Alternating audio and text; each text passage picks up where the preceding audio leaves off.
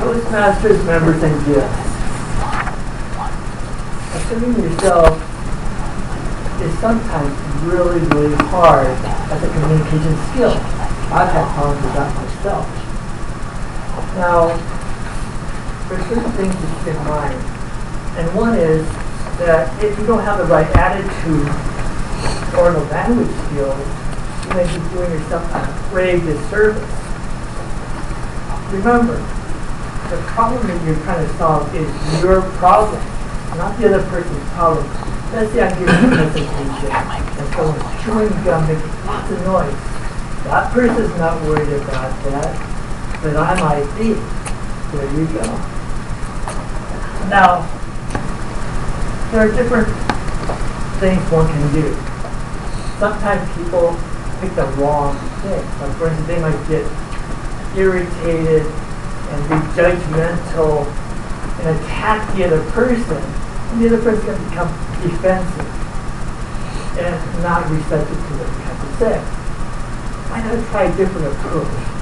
One approach where you talk about what's bothering you and you solicit the help of the other person. According to the manual of my program I'm working on, there are 4 different things that you're supposed to do. One, you're supposed to first state what the problem is.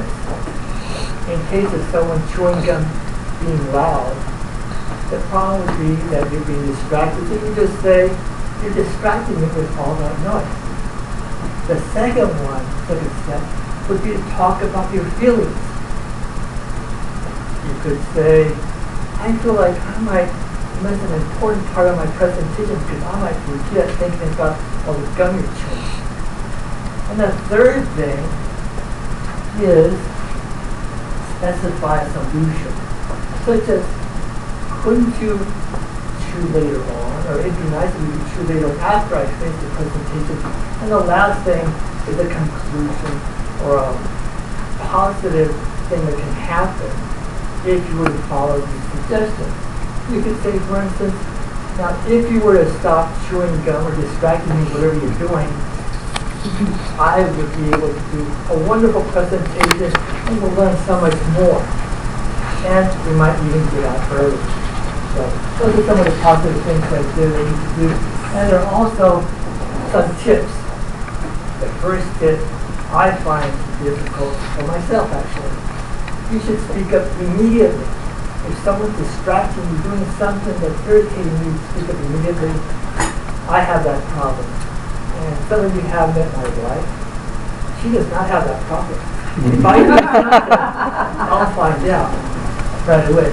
Be direct. Tell the person what you're doing and what that person could do to help. And the third thing is be pleasant.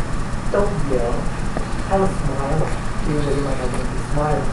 And the last one would be to be calm. Because if you're irate, you lose credibility. And Scott's going to be passing out something.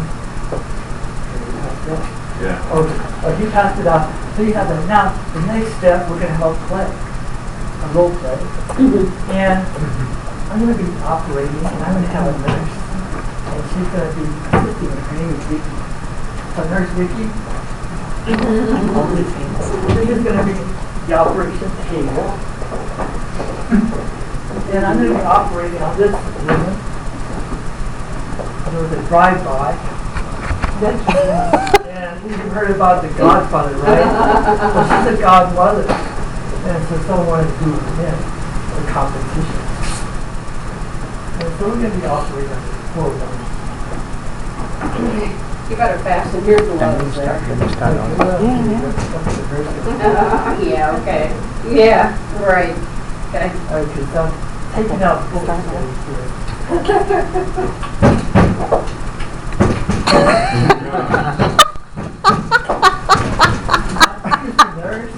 Yeah, what do you want? You're irritating me, and I might staple the wrong part of it. Get over it. Now, nurse, I might staple the wrong thing.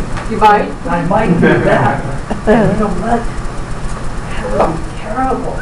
she might get upset. Who might get upset?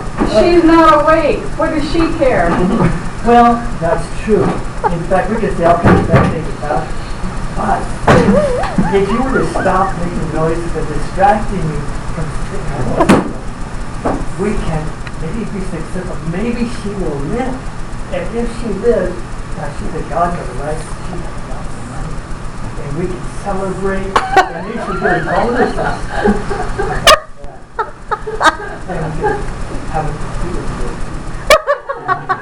We can celebrate in the bar, right? That's right. That would be pretty good. Okay, well, hurry up there. Hurry up. Okay. All done, all done. Good. Thank you, nurse. You're so welcome. You have a great day. Okay, now we have. I know some people need more talking to than others. Now we have a small discussion as to what you thought about this. I tried to role play with her, kind of like to distract you all the steps while she was making some smoke. Any comments from the audience? Yes. I saw all the steps that you listed here, but you used them with Nurse Vicky. Good, thank you. And sometimes, yeah. Well, your first word out of your mouth, though, was you, and it should always be I statements, I think. Thank you, yes. That's a good point. It should always be I, because if you say you, you're actually making them feel kind of like, well, hey, what am I doing? You know? Yeah. I should have said I. Everything else was in an I statement, though. Good. Anything else? Yes. I noticed how calm you were. Now, that's very good while you're operating, to be calm. Especially when you have a nurse that's distracting you, and you are very calm. And that's what's on her, to be calm. Well, I think she was having a bad day. Bad hair day? A bad day. Anyway, I guess that's about it. Thank you very much.